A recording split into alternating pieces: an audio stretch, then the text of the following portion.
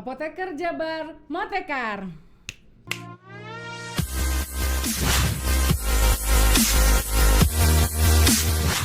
Iya, kali ini kita kedatangan seorang apoteker juga, teman-teman. Ya, sebelumnya saya perkenalkan dulu atas nama Bapak siapa nih Pak namanya Pak? Bapak Walid, Apoteker Walid Adriansa, Sarjana Farmasi. Gelarnya cukup panjang ya Pak ya, ada CHERB, CPS, CSE, CME, CAC. Ya. Panjang juga ya. Panjang juga, oke. Semoga umurnya juga panjang ya. Amin, Bapak, amin. Ya, assalamualaikum warahmatullahi wabarakatuh. Selamat datang di podcast kita kali ini. Kita akan belajar tentang herbal ya Pak ya. Siap. Mungkin beberapa apoteker juga sudah pernah mempelajari herbal ketika di sarjana strata 1 ya Pak ya, S1 farmasi. Betul. Atau D3 farmasi atau bahkan SMK farmasi. Nah, sebelumnya saya akan bacakan CV dari beliau. Pak, saya panggilnya Pak Walid aja ya Pak ya. Boleh. Pak Walid ini ternyata termasuk ini ya Pak ya, keturunan orang Sunda ternyata. Ya. Lahirnya di Sukabumi. Di Sukabumi beliau lulus dari Apoteker Universitas Pancasila Jakarta. Kemudian pada saat ini sedang mengambil kuliah Magister Ilmu Komunikasi di Universitas Bakri Jakarta. Ada dua ya Pak ya. Jadi double nih. Oh iya. Lagi ambil juga Magister Manajemen di Universitas Inaba Bandung ternyata. Jadi Bandung dan Jakarta ya. Betul. Pak ya. Kemudian beliau juga profesinya sebagai apoteker. Kemudian beliau sebagai asesor kompetensi BNSP. Apa sih BNSP? Itu adalah Badan Nasional Sertifikasi Profesi. Ada juga beliau sebagai Master Trainer lisensi BNSP. Kemudian Kepala Instruktur Public Speaking di Kepentas Malaysia untuk Indonesia ya Pak. Betul. Ya benar. Kemudian founder and CEO dari PT M Training Center Indonesia. Nanti kita akan cari tahu itu PT-nya apa sih sebenarnya. Kemudian official trainer di Epic Speaker Academy Malaysia dan official trainer di PHN ya Pak. Benar ya? Perhimpunan Herbalis Nusantara Indonesia. Iya. Gimana Pak kabarnya Pak? Sehat? Sangat luar biasa Mbak Ellen. Luar biasa. Puasa Pak? Mbak Ellen? Mbak aja, masih Mbak muda aja. Pak. Biasa dipanggilnya kalau di kampus panggilnya Ibu. Ibu ya. Tapi karena ini podcast jadi banyak anak muda juga yang menonton panggilnya Mbak aja. Nanti di luar saya panggil tante nih. Jangan dong. Oke. Bapak ini kan saya lihat banyak berkecimpung di dunia herbal sebenarnya, di dunia farmasi bahan alam yang kita tahu sendiri di zaman Covid kemarin tuh sangat booming. Apalagi banyak produk-produk, banyak seminar-seminar tuh terkait dengan gimana sih caranya sebelum ada obat nih untuk Covid yang kemarin kita menggunakan atau mengkonsumsi herbal minimal untuk meningkatkan daya tahan tubuh supaya tidak kena Covid-19. Nah, sebenarnya apa sih Pak herbalis itu? Ya sebetulnya kalau kita berbicara tentang herbalis Mbak Ellen, itu terkait dengan seseorang atau profesi seseorang yang sangat kuat di sini. Itu berarti kan pemahaman, kemudian keseharian, idealisnya dia terkait dengan herbal. Nah, dan seperti yang kita tahu bahwa herbal itu mungkin di Indonesia cenderungnya itu adalah jamu tumbuhan obat ya. Benar. Tapi kalau kita pelajari lebih dalam, orang yang punya energi, kekuatan energi atau yang sering kita sebut dengan Reiki, Ayurveda, tenaga dalam gitu ya. Betul. Itu juga disebut herbalis juga sih sebetulnya. Jadi mungkin itu yang tadi pertanyaan pertama ya, apa sih itu herbalis sebetulnya. Kemudian mungkin teman-teman profesi juga, teman-teman apoteker juga pernah dengar nih, ada yang istilahnya herbalis, istilahnya adalah batra, ada juga yang hatra. Nah itu apa sih Pak? Apa sama atau beda atau bagaimana sih cara membedakannya atau bagaimana Pak menurut Bapak? Ya, jadi kalau ketiga nama tadi sebetulnya memiliki arti yang sama ya. Tapi katanya beda aja. Iya, itu gimana Pak? Bedanya gimana jadi sih? Jadi kalau herbalis itu adalah standar kata internasional, profesi internasional. Jadi kalau misalkan seperti Mbak Ellen sudah memahami tentang ramuan obat tradisional, jadi pada saat nge-branding keluar itu bukan seorang batra, hatra, tapi herbalis gitu kan. Itu internasional mungkin. Betul. Ya Pak ya? Jadi mereka secara internasional mengenalnya itu adalah herbalis profesinya. Dan yang kedua adalah Batra. Batra itu pengobat tradisional dan itu pun sudah diatur ya di Kementerian Tenaga Kerja dan Transmigrasi, yaitu pengobat tradisional. Di mana di nomor 143 2010 itu diatur pengobat tradisional itu lebih ke ramuan. Oke, Nah, keramuan. ini lebih identik dengan gimana sih cara ngeramu-ramu ramuan. Dispensing, Ya. tapi herbal bahan bakunya. Ya, bahan bakunya. Yang ketiga itu Hatra. Hatra itu adalah penyehat tradisional. Nah, itu apa lagi, Pak? Nah, ini adalah versi Kemenkes. Oh, Nah, beda ya, versi beda berarti. versi. Tapi Ini sama sebenarnya. sama sebetulnya. Tapi ini tertuang juga di Permenkes 61 2016. Oh, yang terbaru. Ya, betul. Oke, Itu yang terkait dengan pengobatan empiris. Nah, maka disebut Hatra seperti itu. Oke. Kemudian nih Pak, menurut Bapak ada nggak sih korelasi kita sebagai seorang profesi apoteker, kan Bapak juga apoteker ya, dengan profesi herbalis?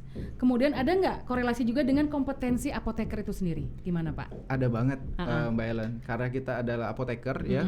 Salah satu penjaminan mutu terhadap obat itu kan tidak harus obat yang berbau sintetis ataupun kimia konvensional, tapi salah satunya adalah bahan tradisional, bisa jamu, bisa OHT sampai ke fitofarmaka. Nah, itu merupakan salah satu unsur atau sesuatu yang wajib dimiliki kompetensinya itu oleh seorang apoteker. Seperti itu sih Bu. Jadi ada sangat korelasinya sangat kuat sekali antara apoteker dan herbalis. Apalagi kan kita Betul. sempat belajar ya Pak ya. Iya. Waktu S1 ya, belajar apa aja sih Pak? Ada farmakognosi ya, kemudian fitokimia ya Pak ya, belajar betul. nama Latin yang begitu banyak. Termasuk kita harus juga menghafal senyawa identitas. Oh, kalau misalkan temulawak dia punya senyawanya apa? Kurkumin, harus tahu manfaatnya untuk apa gitu ya Pak ya. Berarti itu banyak sekali korelasinya dengan kita para profesi apoteker gitu ya Pak ya. Betul, banyak sekali. Cuma kan kalau dulu kita terdiktat dengan teori yang memang detail ya. Teorinya seperti sampai itu. kita lihat ke mikroskop dan fragmen pengenal Pak, secara mikroskopik. Betul. Oke. Kemudian kira-kira Pak, herbalis ini tuh ada nggak sih jalurnya kita ingin lebih concern atau lebih belajar di situ Pak? Kalau memang ada, materi apa saja nanti yang didapatkan dari seorang herbalis nanti, dan ada sekolahnya nggak sih? Kalau ada sekolah itu ada biayanya nggak atau bagaimana Pak menurut Pak Walid? Nah, jadi herbalis itu kalau kita bisa Hatra ya. Hatra itu kan ada 3. Jadi ada yang empiris, ada yang komplementer, ada yang integrasi. Nah, itu apa tuh Pak? Nah, jadi kalau Istilah-istilah baru nih. misalkan kita berbicara terkait dengan herbalis dibagi ke 3 klasifikasi tadi. Yang pertama kalau kita berbicara empiris sesuai dengan Permenkes 61 2016. Di mana adalah ilmu atau pengetahuan dan pelatihannya itu didapat secara turun-menurun atau secara dari nenek moyang kita. Itu sudah tertulis ya, diakui oleh pemerintah, tertuang di Permenkes 61 2016. Jadi jangan khawatir kalau misalkan nenek kita, kalau ada anak kita atau keluarga anak kecil tuh sakit atau demam, suka dipotong apa tuh? Bawang merah, Allium cepha. Sampai apa nama latinnya? Digosok-gosok ya. Ya, jadi kan nggak pakai koin kayak orang dewasa. Bener. Nah, itu kan sebetulnya adalah ilmu nenek moyang kita. Mereka tidak sekolah sampai seperti kita apoteker, tapi secara keilmuan herbalis mereka sudah paham duluan.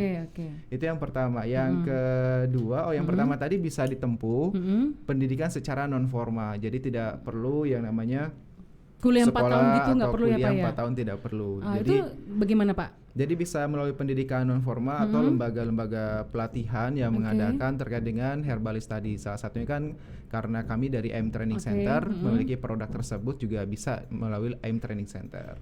Itu berapa lama Pak kalau kita pengen belajar tentang herbal? Ada ini nggak, skemanya nggak yang mungkin teman-teman pada belum tahu nih? Lama tidaknya sebetulnya tergantung tingkatan tadi. Karena herbalis itu merupakan suatu okupasi. Okupasi itu profesi yang jabatan yang spesifik ya.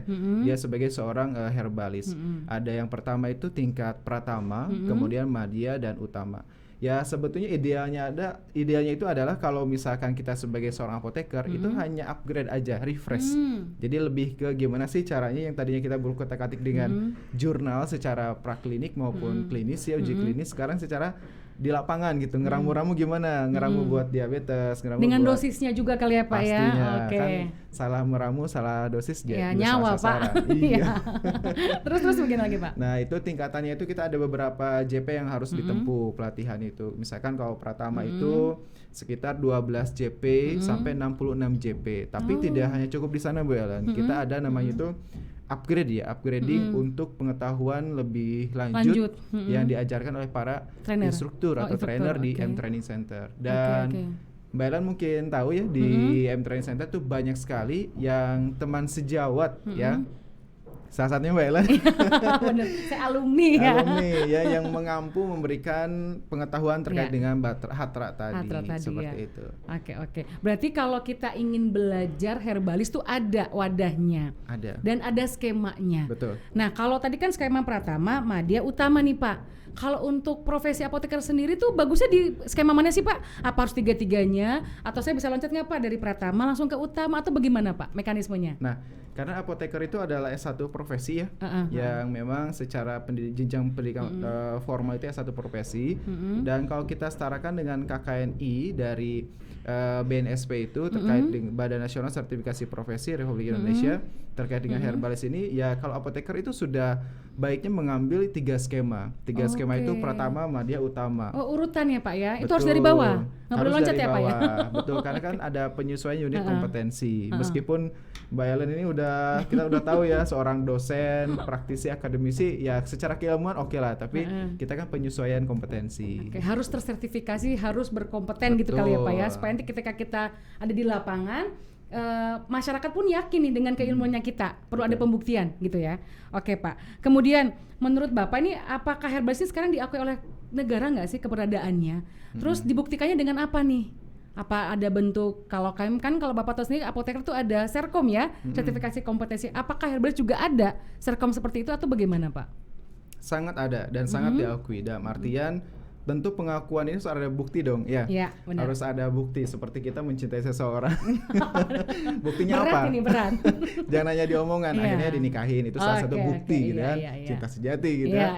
Begitupun dengan herbalis. Nah, keberadaan di Indonesia khususnya karena kita tinggal di Indonesia itu ada. Makanya kita terbukti lewat yang namanya uji kompetensi. Ujian juga ya ada Pak ujian. Ya? Oh iya. Itu bagaimana Pak ujiannya? Apakah sama dengan apoteker atau bagaimana Pak konsepnya? Konsepnya tentunya harus melalui pelatihan dan pembinaan terlebih dahulu karena kan menyesuaikan dengan unit kompetensi yang akan diujikan. Nah, nanti dengan beberapa periode yang akan diberikan dalam jenjang setiap skemanya tadi oleh para trainer dari M Training Center, mereka nanti akan siap diuji kompetensi sehingga pada saat mereka sudah dinyatakan, kalau bahasa awamnya kan lulus ya, tapi bahasa kompetensi itu adalah kompeten dan belum kompeten. Jadi kalau misalkan sudah kompeten, mereka akan mendapatkan hak pengakuan dari negara lewat BNSP, yaitu lewat sertifikat kompetensi. Bentuknya apa? Kertas atau bagaimana Pak? Ya, seperti Serkom apoteker lah ya. Oh, berarti hampir sama. Ya. Untuk masa berlakunya pas seumur hidup mungkin ya? Atau bagaimana Pak? Maunya sih seumur hidup ya, tapi yang namanya kompetensi kan harus dipelihara ya. Iya, di-upgrade. Di-upgrade. Keterkiniannya pun harus dijaga. Siapa tahu kan 5 tahun ke depan ada sesuatu yang baru. Berubah. Itu harus menyesuaikan. Jadi berlaku 3 tahun. 3 tahun harus di-upgrade lagi. Istilahnya resertifikasi. Nah, kalau di apoteker. Kalau di apoteker ya. Oke. Kemudian, menurut Bapak nih banyak nih Pak yang ingin saya tanyakan ya. Kira-kira kalau herbalis itu sendiri, kan yang kita tahu ya Pak ya, kayak buka praktek biasa. Ada nggak sih yang terintegrasi dengan pelayanan kesehatan di fasilitas kesehatan tingkat kedua di rumah sakit? Itu ada nggak sih Pak? Nah, itu seperti apa Pak? Kalau ini berarti kan yang melakukan adalah itu hatra atau batra yang komplementer maupun yang integrasi. Nah, kita harus paham juga terkait dengan regulasi di mana supaya kita tidak salah kaprah, salah langkah gitu ya. Kalau sebagai batra ini kan kita mengacunya 61/2016. Nah, di mana kalau misalkan secara umum ini boleh diikuti oleh semua masyarakat tanpa terkecuali. Usianya? Tanpa terkecuali. Bahkan pendidikan pun tidak ada harus yang namanya harus SD SMA, gitu? SD tidak ada. Ya, tapi dia memiliki pengalaman atau melalui pelatihan yang mengarah ke hatra tadi. Nah, kalau misalkan tadi pertanyaannya itu bagaimana nih kalau misalkan tadi ada kegiatannya itu di rumah sakit atau di boleh nggak sih gitu herbalis ini kerjanya di rumah sakit gitu loh Pak? Itu maksudnya bagaimana gitulah? Kalau dibilang boleh, sangat boleh banget. Tentunya kan itu adalah nilai plus dari seorang apoteker karena kita ini berbicara tentang kompetensi apoteker ya. Seorang apoteker harus menjamin mutu yang namanya obat tradisional. Nah, dan tentu meningkatkan namanya itu kepatuhan ya kepatuhan dan kemauan pasien untuk meningkatkan kesehatannya. Salah satunya sifatnya adalah promotif dan preventif dari sisi herbal ini. Nah, tentunya pada saat bekerja di rumah sakit ataupun di puskesmas, ini bisa mengedukasi masyarakat sehat itu tidak harus selalu identik dengan obat yang konvensional tadi. Jadi kalau misalkan saya memang demam, ya bisa menggunakan dari jahe kayak gitu kan, karena jahe juga mempunyai sifat antipiretik dan analgetiknya. Kalau kita berbicara terkait dengan efek farmakologi. Nah, seperti itu. Tapi lain cerita kalau misalkan mau praktek mandiri ya. Kalau praktek mandiri terpisah dari layanan tadi. Nah, itu ada nggak Pak? Kayak bikin apotek lah gitu. Bisa nggak sih? Bisa. Itu kalau di Permenkes 61 2016 itu tercermin namanya itu panti sehat. Panti sehat. Apa? Kayak panti asuhan mungkin atau bagaimana Pak? Bukan. Jadi karena kan kalau di 61 2016 memang disebutnya panti sehat gitu kan. Di mana seorang hatra boleh membuka praktek secara mandiri yang nanti mendapatkan surat terdaftar penyehat tradisional. Surat pendaftar STPT. STPT ya. Dari Dinas Kesehatan setempat. Oh, kota kabupaten berarti ya Pak ya, tempat betul, kita domisili. Betul. Kemudian dan nanti kan akan mendapatkan izin dan bisa membuka praktek seperti kita lah praktek apoteker di apotik seperti itu. Pasang pelang juga dengan ketentuan yang ada, tentunya ada kode etik di sana ya. Dalam artian apa yang mau dilakukan di tempat panti tadi atau di rumah sehat atau di kios sehat, apakah menggunakan ramuan yang memang simplisia yang kita racik sendiri atau memang produknya sudah jadi. Itu semua tertuang kok, sangat detail di 61 2016. Oh, oke. Tapi itu memang sudah ada ya, sudah diatur ya? Sudah ada. Oh, saya baru tahu. Oke. Kemudian berarti peluang bagi seorang profesi apoteker selain di apotek bisa juga buka praktek sendiri. Nah, kalau dia ini punya apotek sendiri, bisa nggak sih itu dimasukkan ke dalam apoteknya? Apa saya pernah dengar tuh yang namanya pojok herbal gitu Pak? Itu nyambung nggak dengan herbal di situ? Kalau dari saya secara profesi ya, kita berbicara secara profesi di apoteker gitu. Pada saat apoteker memiliki nilai lebih sebagai seorang herbalis dan dia tersertifikasi dan memiliki Serkom sebagai validitas ya. Validitas dia sebagai seorang herbalis yang diakui. Tentunya pada saat praktek di apotek itu merupakan fasilitas tambahan pojok herbal tadi. Gitu izinnya gimana Pak? Ikut dengan apotek atau tadi harus buat STPT? Setahu saya kalau misalkan kita memang itu fasilitas tambahan gitu ya, dan bukan praktek pure herbalis di sana kayak panti sehat gitu, berarti induknya adalah di apotek sendiri, karena dia tidak memperjualbelikan si produknya tadi yang tidak berizin misalkan ya di tempat apotek, tapi dia memberikan layanan khusus baik itu obat yang sudah jadi khusus di pojok herbal tadi. Jadi produk-produk herbal ada di pojok sana. Jadi nggak bergabung dengan obat-obat yang lain. Betul. Meskipun kita tahu di apotek kan sudah banyak ya bercampur gitu kan, obat-obat tradisional dengan konvensional itu ada di sana. Suplemen mungkin juga ya. Oke. Cuma mungkin ini lebih spesifik aja, sehingga dikatakan itu adalah pojok herbal. Mungkin juga sebagai penciri ketika nanti orang lain mau beli ke apotek kita, di sana tuh ada pojok herbal. Jadi untuk brand juga bisa ya Pak ya? Bisa banget. Biar nanti ya banyak yang datang juga kan untuk beli obat dan lain sebagainya ya. Atau bisa menyediakan welcome drink mungkin dengan herbal. Iya, pakai jamu, minuman segar. Itu kan harus pakai izin nggak Pak kalau bikin minuman segar? Karena kan itu welcome drink ya, jatuhnya itu ada untuk para customer yang datang ke apotek. Setahu saya kalau memang dibuat segar langsung dan diminum di tempat itu tidak perlu izin karena bukan dijual untuk bertahan lama, dipromosi di mana-mana. Nggak pakai pengawet. Iya, seperti kita datang ke hotel lah. Ada welcome drink kan itu tidak berizin dalam artian ya memang ada dari produk dituangkan gitu. Atau tukang jamu kali Pak ya, yang langsung menghidangkan, mungkin dia dari rumahnya bikin sendiri, dia perdagangkan, kita langsung minum, itu tidak ada izin sama sekali. Betul, dan kita selaku apoteker mungkin yang harus diperhatikan adalah jaminan mutunya ya, dari mulai bahan baku ngambil dari mana gitu kan, cara pengolahannya. Budidaya juga berarti kita harus perhatikan. Iya, pastinya. Minimal kalau kita mengambil bahan dari tempat yang dipercaya. Resmi. Kalaupun langsung dari petani, ya berarti kan dari bobot bibitnya itu yang unggul gitu. Hygiene dan sanitasinya dijaga pada saat pembuatan. Oke. Berarti ini peluang yang sangat baik sekali ya Pak ya untuk para apoteker ya, khususnya di bidang herbal ya. Ya, sangat potensial kalau kita paham ke sana. Soalnya apa ya, yang namanya sekarang trennya ke sehat bareng herbal itu.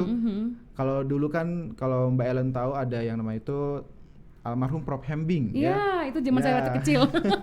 Cukup terkenal Prof Hembing. Itu salah satu yang role model saya sebagai beliau, sangat keren sekali membawa herbal Indonesia gitu kan, sehingga masyarakat Indonesia merasa teredukasi.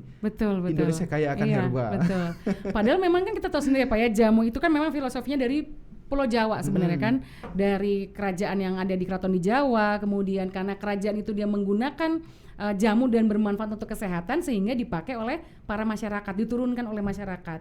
Ternyata selama ini kita nggak tahu gitu ya Pak ya, maksudnya banyak anak-anak muda sekarang, mungkin kalau Bapak tahu udah banyak sekali bentuk konsep herbal ini dalam bentuk kafe. Betul.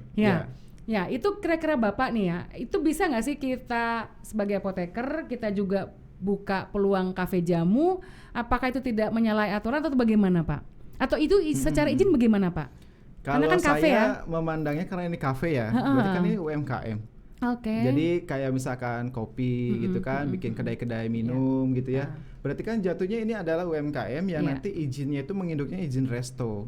Nah, seperti itu. Jadi berarti kan bukan panti sehat ya? Bukan. Kalau ini jadi kan hanya menunya saja yang berbeda. Menu yang disajikan kan bukan makanan, minuman jus-jus yang atau biasa kayak apapun gitu, tapi biasa, ya. memang semuanya berbau dengan herbal. Dan itu kalau kita pergi ke daerah-daerah seperti kemarin saya ke Palembang, ada satu tempat yang memang menunya itu herbal semua, minuman, makanan, rebus-rebusan. Tidak ada yang memang non herbal.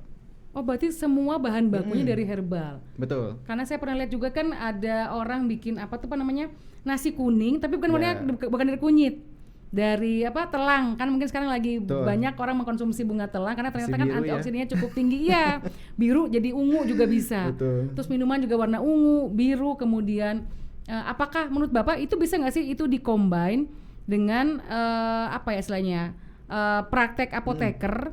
Misalkan ketika kita ingin membuat kafe, kemudian dengan apotek, walaupun nanti berbeda, itu tidak terlalu masalah ya? Kalau secara peraturan izin, mungkin ya kalau saran dari saya, kalaupun nanti ada kafe yang memang itu di dalam ya, berarti izinnya ya itu adalah tadi fasilitas tambahan yang bentuk kafe bentuknya itu. Tapi minuman yang disajikan adalah semuanya dari herbal. Tapi kalau misalkan lain cerita, tadi berpraktek mandiri, berarti kan dia seorang herbalis yang mempunyai kompetensi, kewenangan untuk mengobati klien, klien atau pasien, sehingga kita ini ada di dua konteks yang berbeda. Tadi kalau tadi buka kafe itu kan usaha di minuman yang memang untuk komersial, bahannya itu bahan herbal. Ya udah dia tidak melayani konsultasi, meskipun ada yang nanya misalkan Mbak bikin minuman buat pegal dong, ya kita bisa, tapi di sana kan konteksnya berbeda. Oke.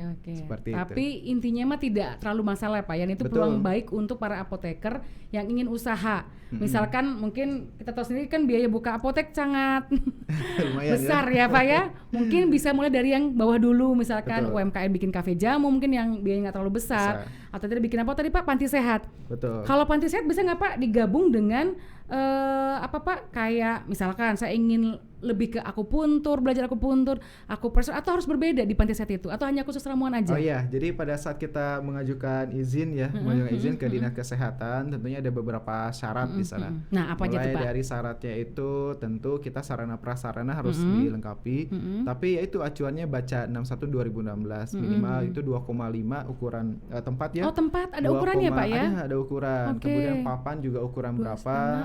Kemudian cara penulisan apa saja yang tercantum. Nah itu dari sarana prasarana ya.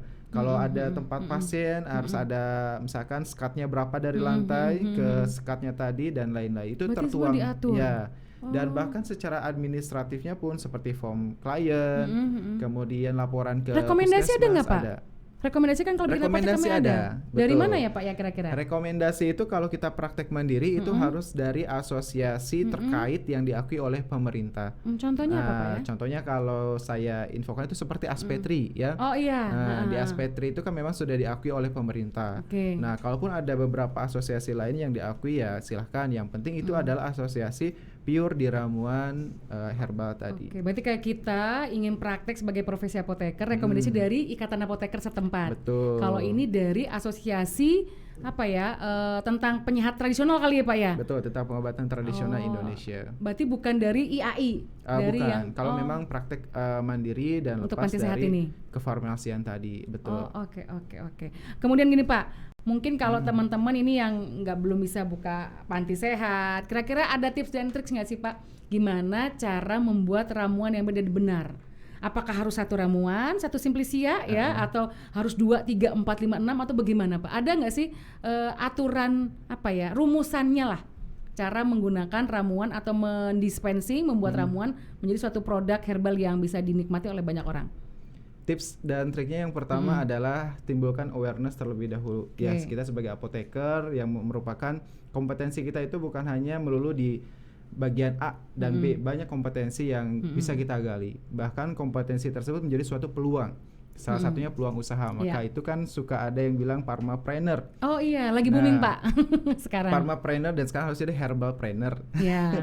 Di mana itu adalah peluang yang menurut saya sangat potensial dan dari sisi bahan alam, bahan baku itu di Indonesia sangat kaya. Nah, kita harus melek. Sebenarnya kita sudah melek Mbak Ellen ya. Cuma ketinggalan kali Pak. Beberapa masih belum memanfaatkan itu. Yang kedua adalah pada saat kita ingin belajar lebih dalam bagaimana cara meramu, tentunya kalau memang tadi untuk refresh, saya yakin teman-teman apoteker sejauh dimanapun berada kan sudah paham yang namanya apa itu herbal. Jadi hanya untuk refresh. Ya carilah pelatihan-pelatihan ya, baik itu misalkan seperti di kami di AM Training Center maupun di tempat lain yang memang menggunakan beberapa referensi. Salah satunya bisa dari Kementerian Kesehatan, dari BPOM kita juga menggunakan ya. Dan di sana kan ada aturan bagaimana cara meramu yang baik dan benar ya. Jadi tidak asal ngerebus, tidak asal ngambil. Apinya besar mungkin ya, tempatnya gitu. Pakai apa, aluminium mungkin pancinya. Itu semua diatur ya Pak ya. Ada, nanti mungkin belajar kali kalau pas ikut pelatihan dari M-Trace ini ya Pak ya. Itu sangat diajarkan. Oke. Kalau untuk produk-produk M-Trace nih Pak, kita sekilas aja ya Pak ya. Kan Bapak di bawah Bapak founder and CEO dari PT M Training Center. Produk apa saja sih yang diberikan untuk kami, khususnya para apoteker ini yang bisa kami ikuti nantinya ketika kami ingin menjadi seorang herbalis Pak?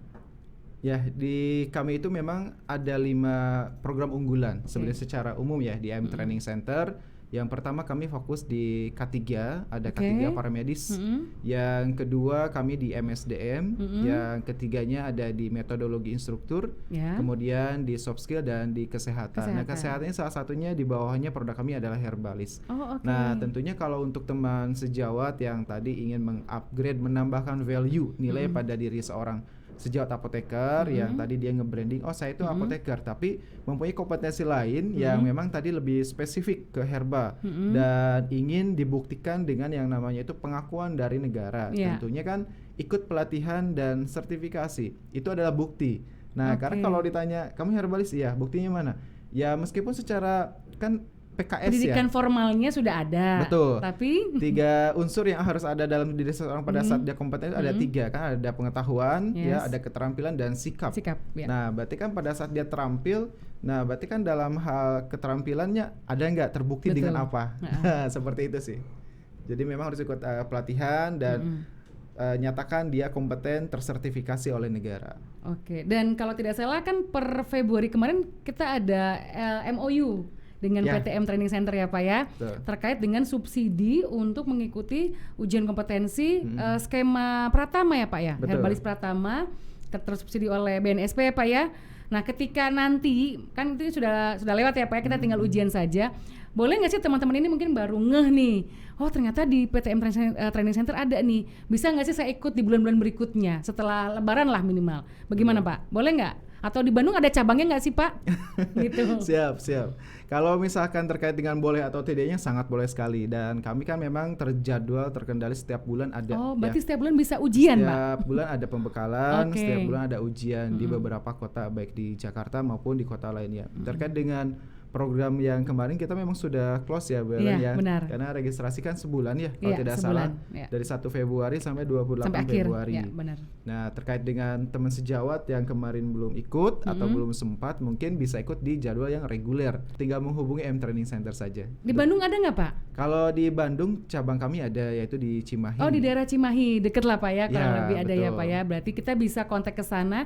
Atau ada link atau ada kontak person yang bisa saya hubungin lewat mana Pak? Misalkan teman-teman ingin bisa lewat IAI saja, atau Bapak mungkin ada website atau Instagram mungkin Pak yang bisa dihubungi? Mungkin bisa langsung kontak ke Instagram di M-Trace saja, yaitu di @mtraceofficial, atau di Instagram di website kami di imtrace.id.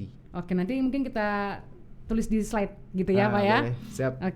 Terakhir Pak, pesan apa yang ingin disampaikan oleh para teman sejawat ini, para apoteker, terkait yang ingin sekali terjun ke dunia herbal? Ada nggak tips and triknya? Yang pertama itu adalah karena kita adalah apoteker, ya kita sebagai apoteker itu harus bangga, harus pro dengan ilmu dengan profesi kita. Dan kita harus menggali potensi apoteker itu tidak hanya di satu bidang. Ada bidang-bidang lain yang masih tersembunyi yang harus diangkat. Salah satunya di herbal ini yang potensi. Menjadi seorang herbalis bukan berarti identik dia bisa meramu-ramu, bisa jadi menjadi seorang konsultan. Trainer bisa Pak? Bisa banget, menjadi seorang pendidik yang memang expert di bidang ramuan. Bisa menjadi hal-hal lain yang memang berkaitan dengan herbal. Nah itu banyak peluang di sana. Jadi tidak selalu harus identik. Saya harus buka praktek mandiri seperti tadi.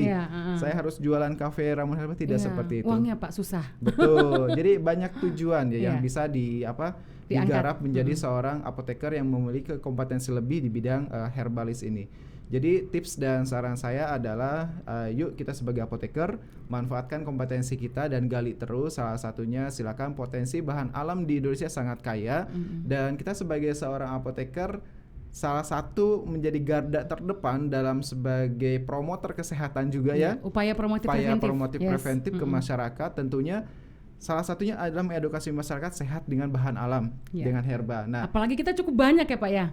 Banyak banget gitu ya. Dan kalau kita pergi ke daerah nih sejawat, di daerah itu sangat terasa sekali percaya dengan namanya herba, bahan alam dibanding obat konvensional. Betul. Jadi yuk kita sebagai apoteker kita memiliki peranan penting kepada masyarakat dalam hal mengedukasi masyarakat lebih sehat, lebih baik. Itu saja. Oke. Untuk podcast kali ini agak seru sekali karena memang herbal itu sangat luas ya Pak ya. Betul. Mungkin kalau mau kita bicara lagi lebih dalam, waktunya yang terbatas nih Pak. Siap, bisa kita ketemu di lain kesempatan Mbak. Siap.